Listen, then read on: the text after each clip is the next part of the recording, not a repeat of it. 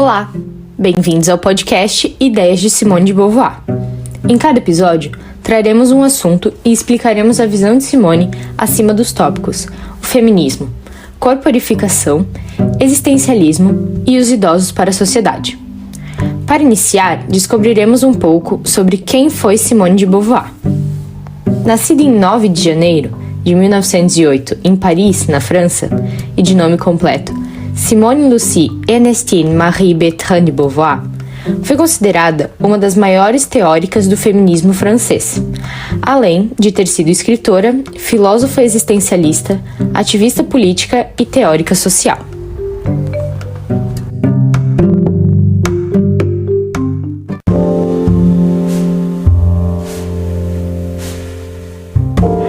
Oi, meu nome é Ieda. Oi, meu nome é Mariana. E hoje a gente vai falar um pouco sobre a teoria de feminização da Simone de Beauvoir. Criou o livro O Segundo Sexo, que é considerado a Bíblia do feminismo, porque ele mostra o papel da mulher na sociedade e a opressão feminina em um mundo dominado por homens. E ela também é considerada a mãe da segunda onda do feminismo. Ela também considerava o feminismo tendo duas fases. Um lado bom, sendo uma fase bonita e de não violência, e uma fase completamente oculta, que não é mostrada em televisão, em rádio, em nada. E foi daí que surgiu mais um livro dela sobre o feminismo na fase oculta.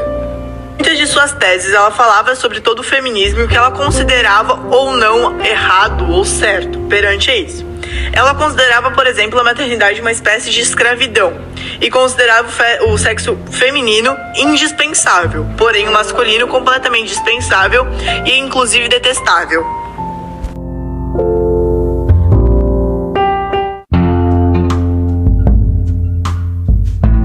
Olá, eu sou a Fernanda e hoje nós vamos falar um pouco sobre o existencialismo de Simone de Beauvoir.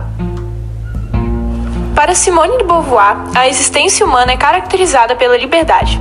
Ela argumentou que os seres humanos são livres para fazer escolhas e determinar seus próprios destinos, mas essa liberdade também traz consigo uma grande responsabilidade. De Beauvoir acreditava que a liberdade individual é a chave para a realização pessoal e que é a responsabilidade de cada pessoa criar seu próprio sentido de propósito na vida. Além disso, de Beauvoir enfatizou a importância da consciência da própria condição de existência, especialmente a condição feminina em uma sociedade patriarcal.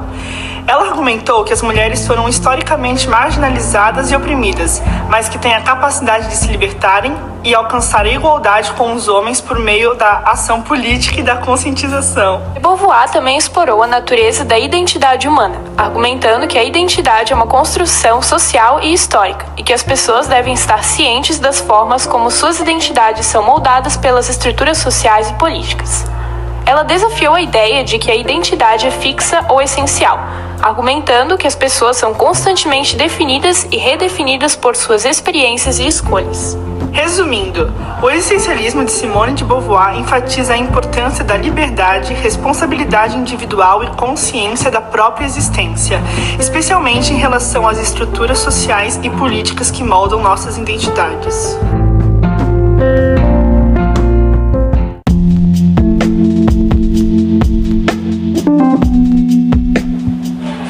Oi, meu nome é Amanda e eu vou falar sobre a teoria de corporificação. Do pensamento de que a mulher foi deixada de lado pelos homens, surgiu a teoria da corporificação de Simone de Beauvoir.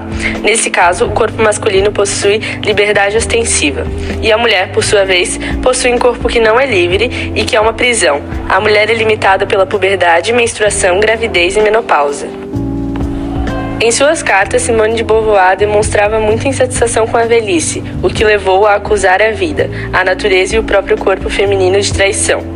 Abre aspas, o próprio uso que o homem faz da mulher destrói suas virtudes mais preciosas. Gasta pela maternidade, ela perde sua atração erótica e mesmo estéril, bastasse anos para alterar-lhe os encantos. Enferma, feia, velha e a mulher causa horror. Fecha aspas. Segundo Simone de Beauvoir, o corpo é um fardo desde o início e a liberdade é livrar-se dele. Ela via a gravidez como uma aceitação da escravidão de ser mãe. A maternidade está ligada à diferença salarial entre homens e mulheres. Saiba o porquê que Beauvoir também comentou a virgindade de Maria, mãe de Jesus. Abre aspas. A virgindade de Maria tem principal valor negativo. Pela primeira vez na história da humanidade, a mãe ajoelha-se diante do filho, reconhece livremente a própria infidelidade. Fecha aspas. A autora rejeitou a moral cristã, bem como considerou a Bíblia como responsável, em partes, por colocar uma mulher em condição de humilhação em relação aos homens. Ela viu um sinal secundário na criação da mulher depois do homem.